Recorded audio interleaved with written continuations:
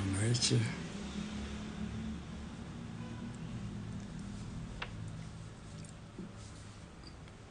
Boa noite. Estamos aguardando o Dr. Ricardo de Andrade.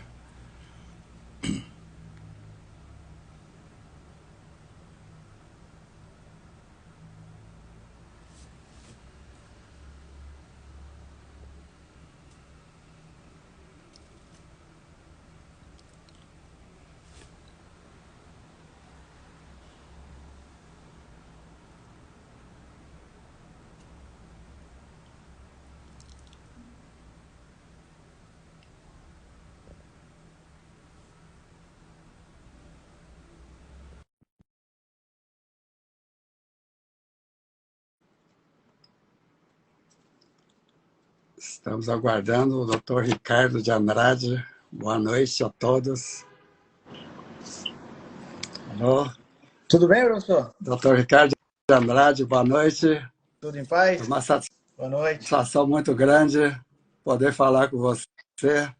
E foi um prazer muito grande de ter conhecido você em Mato Grosso, Sorriso, no nosso evento que estivemos lá. E boa noite a todos os ouvintes. E meu nome é Tuneu Sediama, PhD em Genética e Melhoramento, e trabalho, inclusive, com desenvolvimento de variedades. Atualmente sou consultor científico e tecnológico. E nós temos hoje a grande satisfação de podermos bater um papo com o Dr. Ricardo de Andrade sobre estresse hídrico e térmico na fisiologia e produtividade da soja. Dr. Ricardo de Andrade, esteja à vontade. Bom, professor, é um prazer imenso tê-lo conhecido lá em Sorriso. Eu sou um pouco bicho grilo para as tecnologias, então um convite ser uma ordem é sempre um prazer. E vamos falar um pouquinho do que a gente tem aprendido nesse nosso sertão baiano aqui, Certo. sobre como trabalhar para produzir mais com alta temperatura e déficit hídrico. Ok. O Dr. Ricardo, para mim, é um exemplo muito grande. Depois que eu conheci você, Dr. Ricardo, eu tive a oportunidade de acompanhar alguns dos seus trabalhos, e realmente são trabalhos extremamente interessantes, porque explica para nós o que realmente está acontecendo com essas mudanças climáticas, esses estresses, e isso é muito importante. Então, doutor Ricardo, é lógico que a soja está no solo, e solo, ambiente, temperatura, umidade, mas tem o próprio perfil do solo, né, doutor Ricardo? Com E como que o certeza. perfil do solo pode contribuir para a alta produtividade em ambientes de alta temperatura e estresse hídrico? Esse ano foi um exemplo típico. Eu gostaria que você comentasse um pouco sobre esse assunto. Essa pergunta do senhor ela é extremamente interessante porque assim, quando a gente trata muito do assunto de déficit hídrico, estresses, a gente costuma tentar trabalhar muito a planta em si, tentar entender o que a planta está passando. Mas a gente, quando trabalha a nível de campo, o nosso viés é Certo. sempre explorar o máximo de produtividade nessas áreas, mesmo com o estresse, mesmo com as adversidades, com o clima hostil, como diz o senhor. Então, o perfil do solo, eu acho que é a grande fração da agricultura baiana que tem sido exportada e que tem trazido grandes resultados para nós. Se nós vermos a fragilidade do nosso clima, a fragilidade dos nossos solos, durante os últimos 5 anos a gente ter ganhado aí como boas médias de produtividade, nos dá uma certa confiabilidade que nós estamos no caminho certo. Mas de fato, professor, o que me chama muita atenção do perfil do solo quando se trata da fisiologia para esses ambientes de estresse?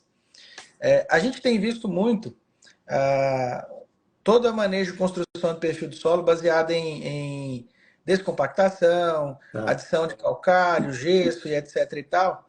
Só que no ambiente de alta temperatura e déficit hídrico, a gente percebe que um dos fatores do perfil do solo que mais tem contribuído para gerar altas produtividades em soja e em outras culturas também é a fração biológica do solo. Correto. E, Concordo perfeitamente, doutor Ricardo. e essa fração biológica, ela, associada, obviamente, à cobertura vegetal e à matéria orgânica, ela tem um impacto muito grande em modular a fisiologia da planta, porque se nós olharmos a maioria dos micro-organismos que a gente tem adicionado ou que a gente tem cultivado nos nossos solos, eles também podem ser promotores de crescimento, exudando aí hormônios, proteínas, aminoácidos na solução do solo, que acaba modificando essa fisiologia e criando um ambiente muito mais adaptado às condições de alta temperatura e déficit hídrico. Certo. Um outro ponto extremamente importante é que, assim, na condição que a gente tem de déficit hídrico, normalmente a gente não tem, exceto quando chega lá para uma seca severa, a gente ainda tem frações de água no solo que muitas vezes nós não temos raízes capazes de assimilar. Correto. Correto. E a ideia de construir um perfil do solo, e por isso que da pertinência da pergunta, é porque a gente não vê como grande problema uma temperatura muito alta, desde que eu tenha raízes muito profundas, absorvendo água fria.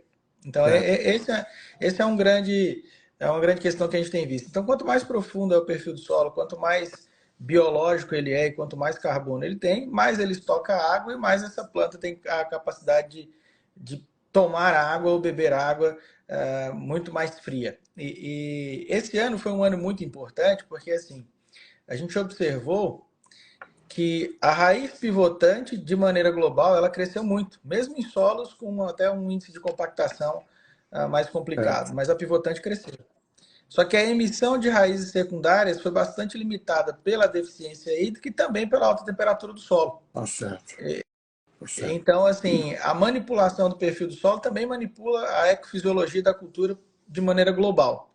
E beber água mais fria melhora a capacidade de hidratação da planta, de levar nutriente a longas distâncias e diminui a perda de água por transpiração excessiva ou evapotranspiração, fazendo com que a planta, de fato, consiga completar aí o seu metabolismo de carbono de uma maneira muito mais ajustada do que quando ele não tem essa cobertura vegetal ou o solo está compactado ou os níveis de fertilidade é diminuído.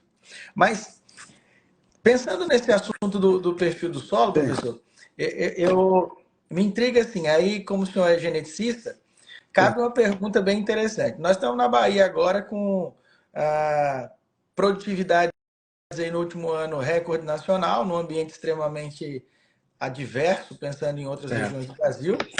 E nós somos os pioneiros na cultura da soja, né? Nós trouxemos a soja para o Bahia e depois perdemos elas para o Rio Grande do Sul e para São Paulo. Olhando para esse cenário, como é que o senhor vê esse conjunto de que a Bahia se tornou um grande produtor, mas a soja não se adaptou aqui primeiro? Pois é. Isso é muito interessante, doutor Ricardo. Pois bem, os primeiros relatos, né, não que foi introduzida, mas em 1882, está fazendo hoje cerca de 141 anos. Então, em 1882, na Bahia, exatamente onde nós estamos comentando hoje, chegaram à conclusão, agrônomos, né, professores, pesquisadores, que era praticamente impossível plantar soja, digamos, no Brasil, porque a Bahia, lógico que Brasil. Aí, depois de 10 anos, alguns pesquisadores, e eu acredito, viu, doutor Ricardo, fisiologistas, que eu acredito, né? Não está escrito em literatura, pensou um pouco e falou assim, pois é, o que afeta o crescimento da soja? Além de fertilidade, nutrição, parte microbiológica que você falou, é a duração do período luminoso, que é o fotoperíodo.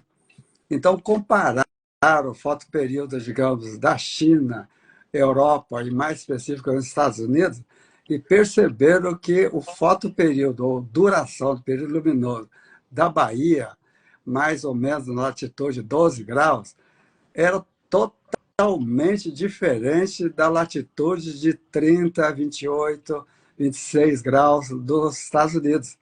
Em consequência, eles pensaram, bom, e se nós levássemos essa soja para o sul? Aí os americanos, já os pesquisadores brasileiros, 10 anos depois, foi para o sul. Então foi esse o grande impacto que aconteceu da soja não ter sido cultivada na Bahia.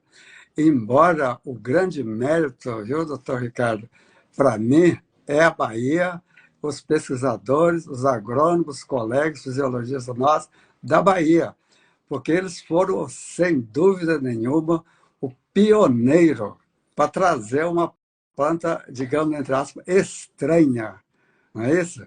Para nós sermos hoje o maior produtor mundial. Então, foi graças ao melhorista, fisiologista, nutricionista, que deu esse impacto tão diferente que está acontecendo hoje. Mas, doutor Ricardo, aqui eu acho interessante o seguinte, a Bahia hoje está, né, num franco desenvolvimento da soja. E tem muitas coisas que a gente vai plantar soja que pode fazer ou que não pode fazer. Eu gostaria de ouvir a sua opinião, doutor Ricardo. O que fazer e o que não fazer, de modo geral, para manejar a soja sob estresse hídrico e alta temperatura. É o que aconteceu este ano. Na sua opinião, o que a gente poderia fazer, o que poderia deixar quietinho, né? Isso nós vamos aprendendo. Tá certo, doutor Bom, Ricardo? esse ano, assim, todo ano é um ano novo na agricultura, né? Mas esse Isso, ano ele vem cheio de ensinamentos. Eu acho que a gente aprende muito com esse ano. E o primeiro ponto que eu vejo é assim, sabe, professor? Nos últimos anos, a gente observa que a fisiologia ela tem entrado mais no ambiente de tomada de decisão, muito mais do que era no passado. A gente percebe, por exemplo, grandes nomes, você pega o professor Fagão, o professor André Reis, o professor Pazetti, principalmente na cultura do algodão, outros professores que se destacam bem no mercado de Bahia, trazendo uma informação bastante condizente do que a gente tem visto no campo, e eu acho que o desafio da fisiologia é essa. A fisiologia, durante muitos anos, ela foi estudada no mérito do âmbito de laboratório e na caracterização de enzimas, proteínas, mecanismos, metabolismo. E a certo. gente, e a nível de campo, a gente não via essa coisa acontecer. Era muito teórico. E nos últimos anos, a fisiologia ela tem sido utilizada de uma maneira bastante eficiente, né, em tornar os sistemas mais produtivos, em diminuir os excessos, ajustar as coisas. E aí, junto com a genética, a gente percebe que a genética entregou para a gente materiais de teto extremamente produtivo. A gente evoluiu no preparo do solo, só que retirar essa produtividade dessa genética, ela já não é mais somente competência da fitossanidade ou da fertilidade do solo. Então a gente Concordo com precisa você. englobar Exatamente. uma série de conhecimentos que a gente possa adotar e não adotar. E aí, Isso. quando a gente traz isso para o nível de campo, a gente precisa relembrar que, muitas vezes, relembrar de fato que a soja é um organismo vivo e que ela, por ser céssio, ela não deixa de sentir. Então a gente tem que entender o que o nosso manejo torna a planta mais eficiente ou o que gera um estresse nessa planta e essa planta acaba se tornando mais ineficiente no ambiente mais estressante. Certo. E um ano como esse, ele traz bastante ensinamento de um ponto de vista bastante peculiar, que é assim, nós na Bahia, nós já tivemos outros anos de veranico, inclusive anos de veranico muito mais intensos do que tivemos esse ano, mas nós nunca enfrentamos uma alta temperatura como enfrentamos esse ano. Exatamente. Exato. Viu, doutor Ricardo?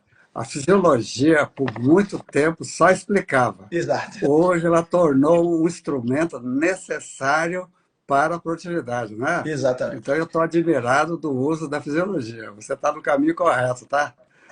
Isso é bom.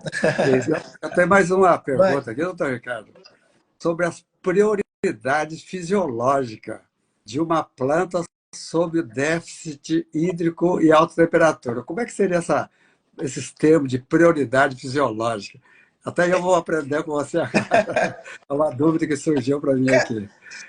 Sabe, professor, se a gente for olhar, por exemplo, toda a parte que a gente está fundamentado, é basicamente a ideia de que a prioridade máxima da planta é a reprodução.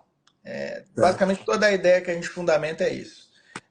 Então, a gente faz o manejo nutricional, a gente usa aminoácidos, nutrientes foliares, fungicidas, herbicidas e micro-organismos, tentando criar esse ambiente para que a planta expresse a vontade máxima dela, que seria perpetuar a espécie e reproduzir.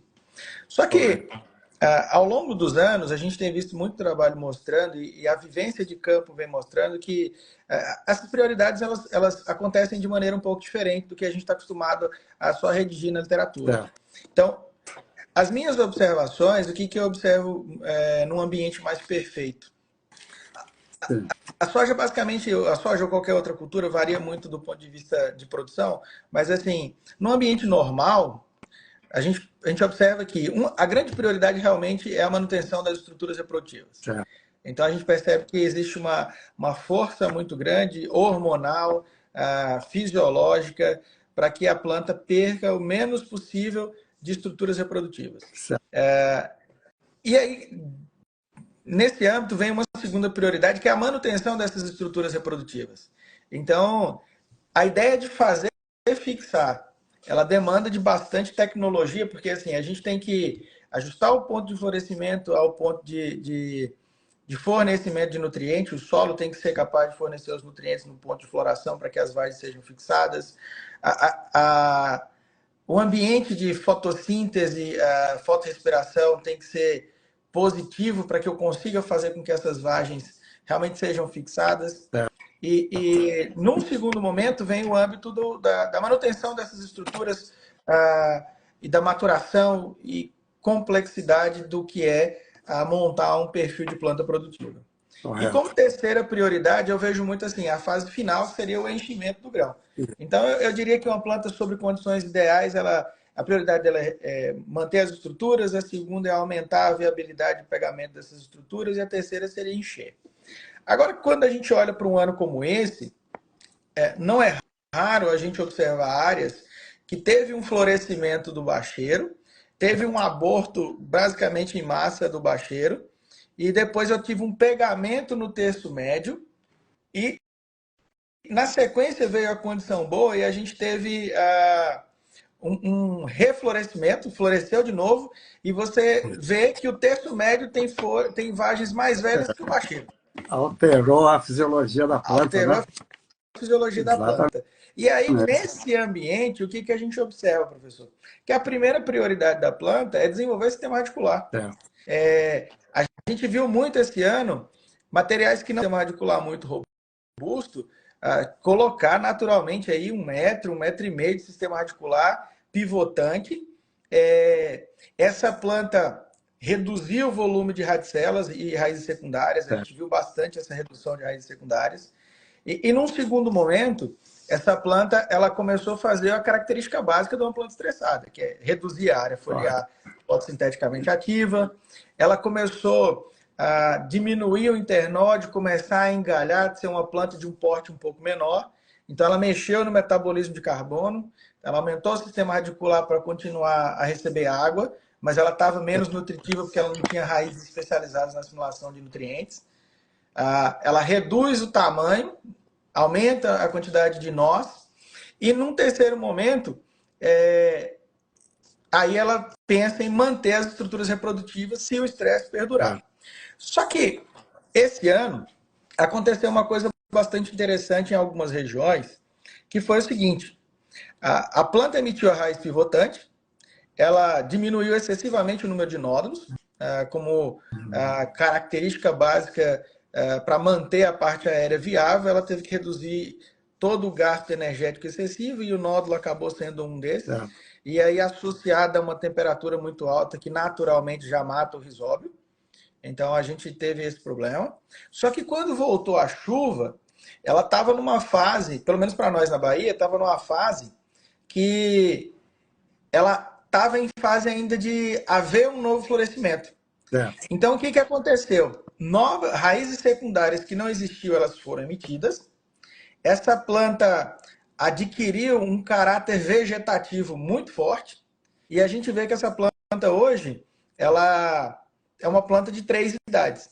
É uma planta que tem um perfil médio de vagens já bastante avançado, um perfil basal de vagens bastante novas e um ponteiro ali na questão normal. Então, Certo.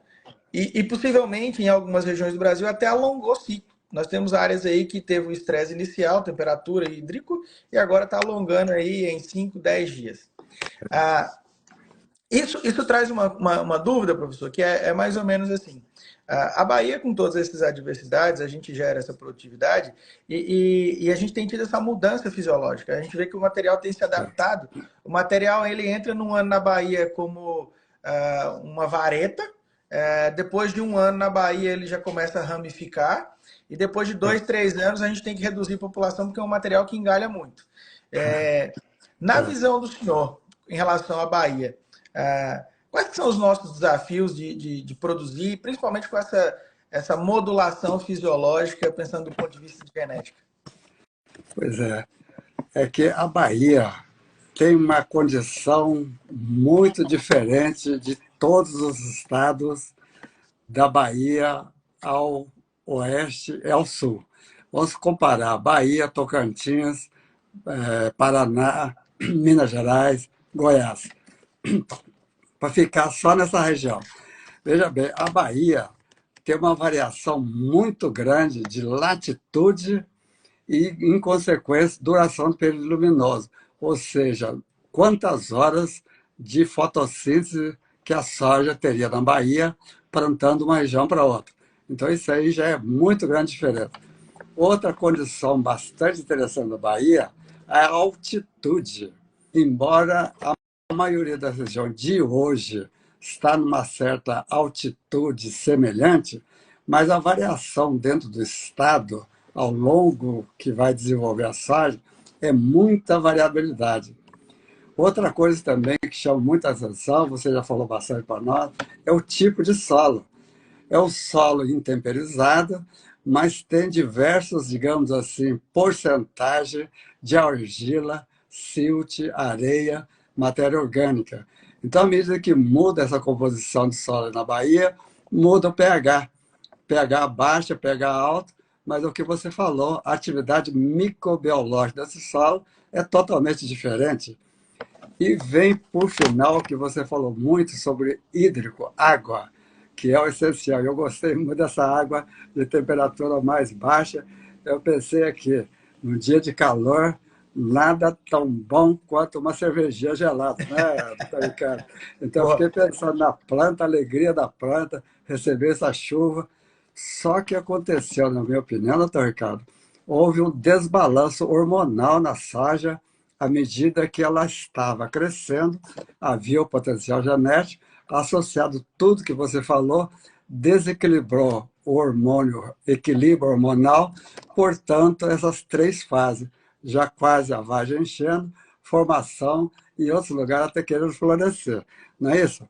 Mas veja bem, doutor Ricardo, a Bahia, se nós considerarmos cerca de quanto aí, 140 anos atrás, 1882 para 2022, é surpreendente. Veja bem, eu vou acompanhar a literatura aqui para quem está ouvindo entender bem a Bahia.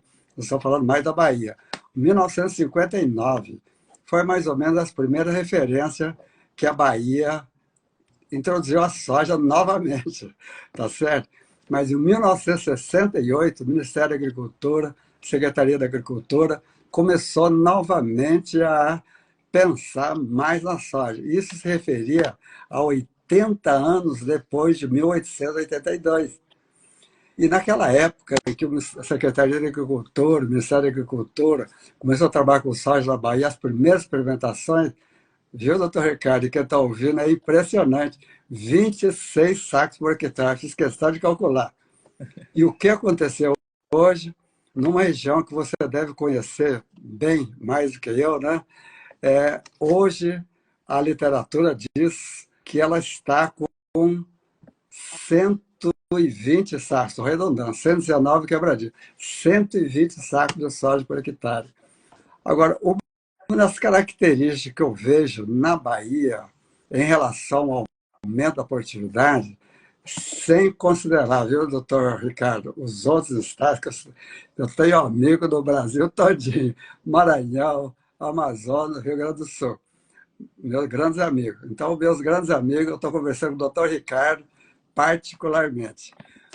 A Bahia, doutor Ricardo, o que mais me chama a atenção é que os produtores, por alguma razão, inclusive consultores e agrônomos, são inovadores. É impressionante. Eu tenho acompanhado muito bem de perto a evolução da Bahia, eu tenho grandes amigos da Bahia, e o que está acontecendo? Eles, além da base teórica, uma vez, por exemplo, do mofo branco, rapidamente o baiano incrementou a cobertura do solo para evitar que o mofo branco atingisse a planta mais cedo. Rapidamente, eu estou falando baiano, estou dizendo a agricultura de soja da Bahia, tá certo? Para o pessoal não me entender mal, que eu tenho grandes amigos da Bahia, Luiz Eduardo Magalhães, essa região toda eu conheço bem mesmo. Então, veja bem, a Bahia, diferente de todos os outros estados, por causa de certos aspectos, tanto fisiológicos, climatológicos, solos, doenças, parece, no meu entender, viu, doutor Ricardo, você conhece melhor a Bahia do que eu, estão muito avançados em tecnologia. A gente não pode falar mais ou menos, não, tem que falar realmente o que está acontecendo. E com isso, o potencial da soja da Bahia é muito grande mesmo. Então, se nós, por exemplo, aqui pensarmos que na época, 1882, muitos acreditavam, mas foi impossível, a Bahia hoje é um dos estados de maior produtividade média de soja do Brasil. O top do Brasil é 149, 151 sacos. E nós estamos acima de 120 sacos na pesquisa na Bahia. Então, a Bahia não tem dúvida nenhuma que a expectativa é muito grande, com assim, uma conversa, bate-papo, igual o nosso nós estamos tendo hoje, Rogério, ela vai crescer rapidamente, porque o agricultor baiano acredita na pesquisa.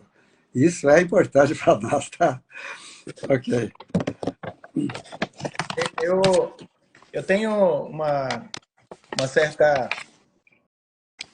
Eu sou baiano, né? Então eu tenho um certo apreço pelo que a gente faz, mas assim, a gente tem uma coisa que eu acho muito interessante da nossa produção de soja, e principalmente quando a gente olha para as técnicas de fisiologia, principalmente, que é mais a minha linha de estudo, a gente observa muito assim, apesar do ceticismo tradicional da agricultura, da gente ser o São Tomé de querer ver para crer, a gente Certo. observa que assim a aceitação da tecnologia na Bahia pelo fato de ser uma única safra e pelo risco, acaba que a gente tem grandes vantagens ao sair na frente, porque a gente tem uma chance para fazer dar certo e precisa fazer dar certo.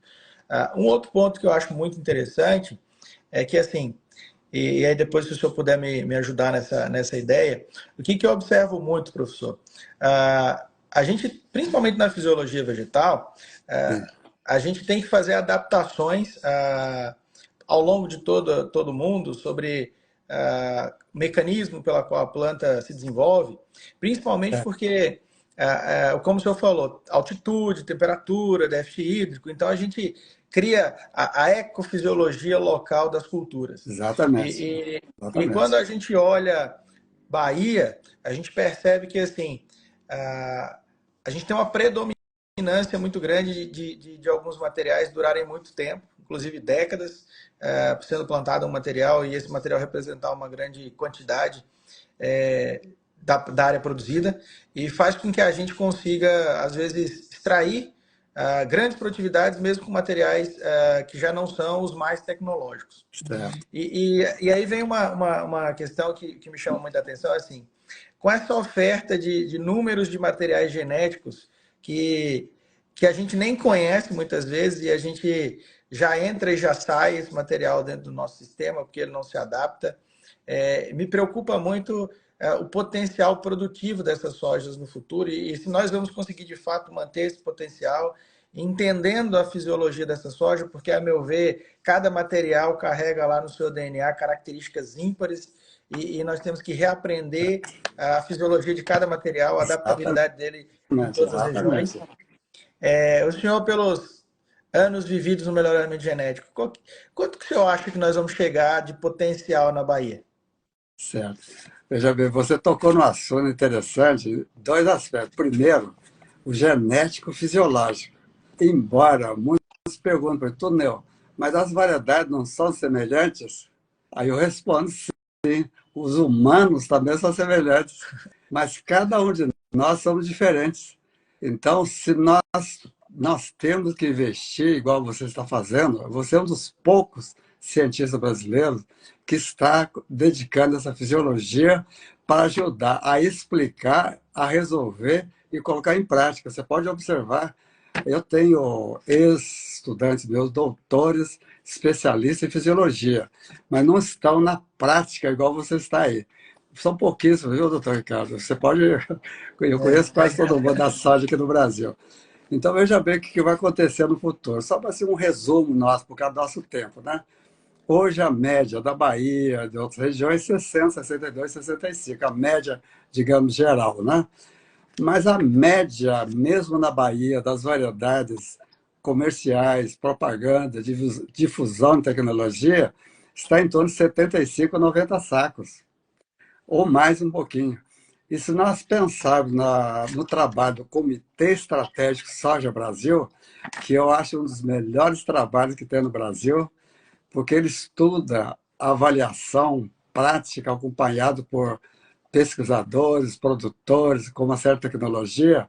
Foi muito boa essa ideia do Comitê Estratégico Soja Brasil. E a Bahia está liderando da região Centro-Norte. Vem Minas Gerais, Mato Grosso, Goiás, Bahia, depois Tocantins, aí que vai para Piauí e Maranhão. Então, a Bahia, hoje, ela tem um potencial prático comprovado acima de 120 sacos por hectare.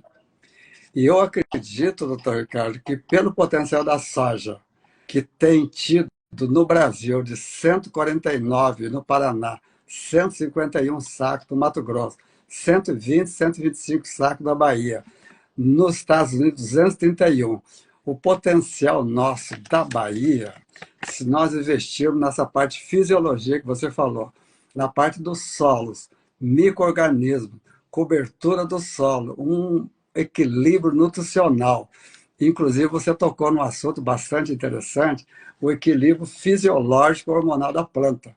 Se nós equilibrarmos isso, eu não tenho dúvida que a Bahia vai passar 150, 200 sacos por hectare entre os melhores produtores nos próximos pertinho anos. Não precisa esperar tanto tempo, nós esperamos 80 anos, cento e tantos anos, para chegar à Bahia, 120 sacos por hectare. Então, a Bahia, eu vou pedir desculpa aos nossos colegas de outras regiões, é um estado que eu admiro muito pela aceitação da tecnologia. Isso aí hoje, a base da distância, eu falo em todas as minhas palestras, entre o potencial e a média é a aceitabilidade da nova tecnologia. E outra coisa que eu falo para todos, né, e sempre, se nós fizermos, doutor Ricardo, sempre a mesma coisa que está nos padrões dos livros, nós vamos ter a média. E a Bahia, não. Por exemplo, vou dar um toque, né? Muitas regiões da Bahia sabem que as variedades precoces têm uma rentabilidade maior para 2 ou 3 culturas da mesma safra, onde na Bahia ainda não é possível, utiliza-se soja de um ciclo um pouquinho mais longo, de tal forma que a média da produtividade da soja é maior. Então, essas tecnologias que todo mundo fica correndo, precoce, nem sempre ela é ótima para todas as regiões. Então, futuramente, doutor Ricardo, eu espero contar com a sua presença, bater novos papos, né? Porque eu acho que esse tipo de conversa, esse tipo de lives, né, que eles chamam ao vivo, contribui muito, mesmo porque Depois você vai receber muitas perguntas, e eu também vou receber muitas perguntas. Se não der tempo de responder hoje, talvez não vai dar tempo, numa outra ocasião. E eu quero aqui, nessa oportunidade, por causa do nosso tempo aqui, que está quase passando, agradecer a todo o público ouvinte. Eu vi aqui na lista, estou admirado de ver a quantidade que passou na lista de pessoas que estão participando conosco, e a sua presença, doutor Ricardo, porque eu fico muito satisfeito de ter pessoas de áreas diferentes, porque eu sou geneticista, e o geneticista, eu sou mais da área de resistência à doença, fitopatologia. E quando eu entro na parte de fisiologia, eu sei menos, né? Então, cada um sabe melhor dentro da sua área. Embora todos nós sejamos doutores, mas nós somos doutores diferentes. E quanto mais nós conversamos ao público, como nós estamos conversando hoje, tanto o público como nós vamos aprendendo mais. Então, eu agradeço a você, doutor Ricardo, essa grande oportunidade. Espero contar com você novamente em outras oportunidades. Estamos à disposição ao público, um grande número que eu percebi que passou, estamos também à disposição. Doutor Ricardo, se quiser falar alguma palavra, você está à vontade. Professor, para mim é uma honra esse convite. Eu acho que é sempre um enorme aprendizado estar com pessoas como o senhor, que são realmente a história da soja da Bahia, são pessoas do Brasil, da Bahia, de qualquer lugar, e que fizeram acontecer. É a base, basicamente, de toda a nossos estudos de genética do Brasil hoje, tem o Tuneu Sediama como referência. Então, poder estar com o Eu senhor é sou um sempre... deles, né? Graças a vocês e todos nós, né? Esse Brasil é grande por causa da nossa união. É muito importante estar. Eu acho que um grande desafio para nós da juventude, eu acho que essa é a grande mensagem que a gente tem que dar, é sempre estar do lado dos grandes mestres, escutar os ensinamentos, e a gente tem um longo desafio para construir uma agricultura mais sustentável e mais produtiva no futuro próximo. O mundo depende que a gente faça as escolhas corretas, e para fazer as escolhas corretas, a gente precisa de fato ter muita ciência embarcada nas nossas lavouras, muito conhecimento, bastante troca de ideias, porque trabalhando sozinho a gente não vai chegar muito longe, mas se a gente conseguir se unir em uma agenda progressista de maiores produtividades, com maior sustentabilidade, envolvendo todas as áreas de conhecimento, eu acho que esse é o caminho que a gente trilhou e que vai fazer com que nós sejamos sucedidos e muito bem sucedidos em outros tipos de culturas, não só em soja. Mas deixo aqui meu agradecimento, espero que em outros momentos a gente volte a conversar e que a gente possa aprofundar na discussão genética e fisiologia para trazer uma construção de um conhecimento muito mais aplicado, e que os nossos produtores, agrônomos, técnicos possam usufruir dessas conversas e possam melhorar o seu entendimento sobre a cultura e o ambiente. Obrigado, professor. Ok. Então, estamos à disposição, doutor Ricardo. Um grande abraço para você e a todos que nos ouviram. Esperamos contar com você nas outras oportunidades. A todos, muito obrigado para vocês. Obrigado Abraço. mesmo. Ok.